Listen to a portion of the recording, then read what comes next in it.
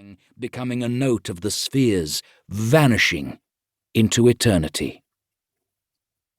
Freda let his fingers slip from the keys. He bent forward and buried his face in his hands. He pressed his eyes until he saw the fiery dance of the stars behind his eyelids. Nothing could help him, nothing. Everywhere, in an agonizing, blissful omnipresence stood in his vision the one countenance. The austere countenance of the Virgin, the sweet countenance of the Mother, the agony and the desire with which he called and called for the one single vision for which his racked heart had not even a name except the one, eternal, you. He let his hands sink and raised his eyes to the heights of the beautifully vaulted room in which his organ stood.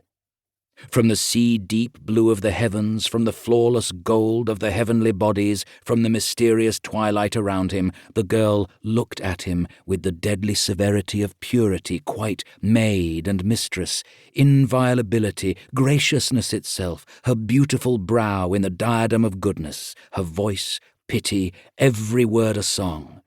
Then to turn and to go and to vanish, no more to be found, nowhere. "You!" cried the man.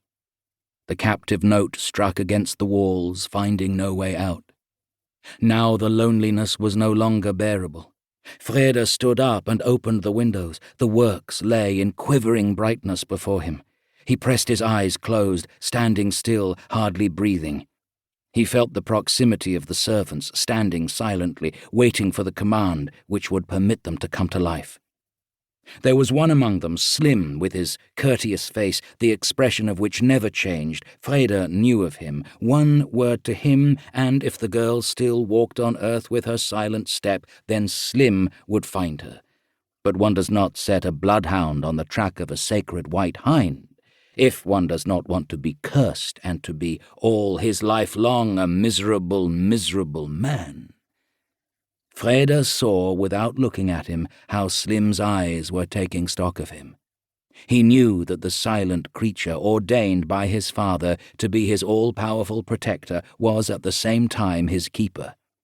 During the fever of nights bereft of sleep, during the fever of his work in his workshop, during the fever when playing his organ, calling upon God, there would be Slim measuring the pulse of the son of his great master.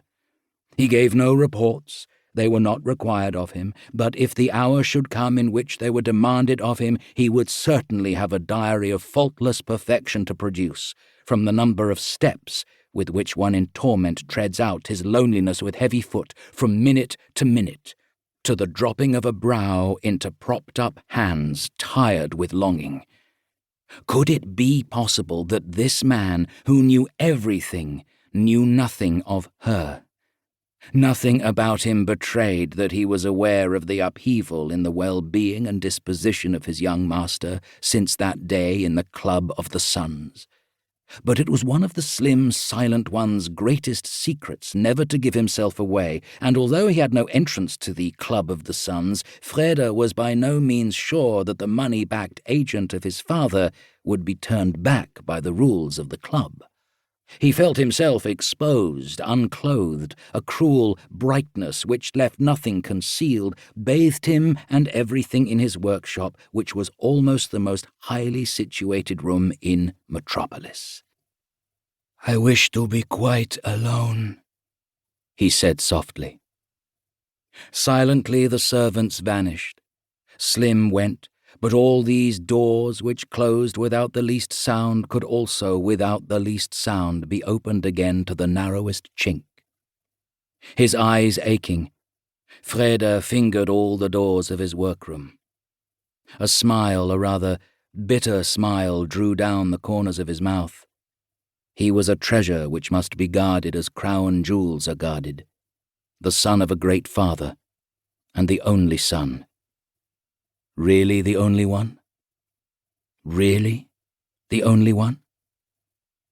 His thoughts stopped again at the exit of the circuit, and the vision was there again, and the scene, and the event. The Club of the Suns was perhaps one of the most beautiful